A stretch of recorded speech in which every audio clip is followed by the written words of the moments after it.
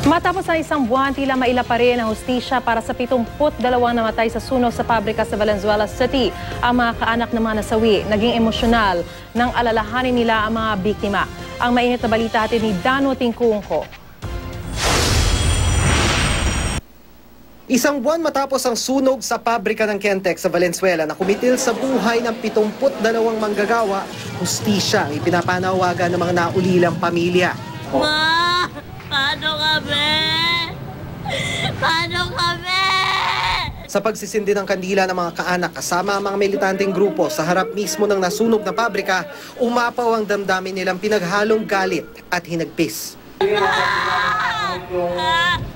Katarungan sa kalayaan ng mga biktimang namatay dito.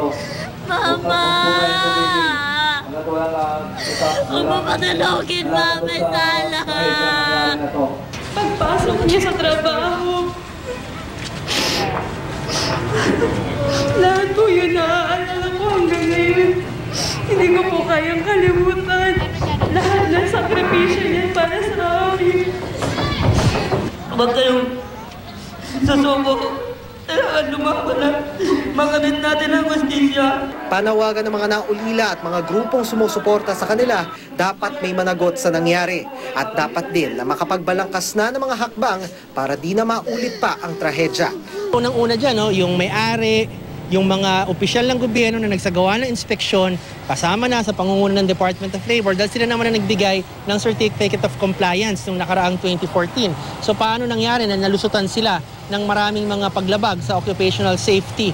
Well, yung local government dapat din magpaliwanag paano nag-operate ito. No? Yung Bureau of Fire, kailangan din magpaliwanag paano nakalusot at nabigyan ng mga permit itong ganitong klase ng pagawaan. Si Valenzuela Mayor Rex Gatchalian muling iginiit na sumunod lang sila sa isang lumang memo ng DILG nang magbigay sila ng provisional permit sa pabrika ng Kentex bago ang inspeksyon ng Bureau of Fire Protection. Handa raw sila na harapin ang anumang kasong pwedeng isampalaban sa kanila kaugnay ng sunog. Nauna nang sinabi ni Pangulong Aquino na kakasuhan at papanagutin ng pamahalaan ng mga nagkulang sa kanilang tungkulin, kasama na ang may-ari ng pabrika at maaari ding pating mga opisyal ng lokal na pamahalaan ng Valenzuela. Dano Tingkungko, GMA News.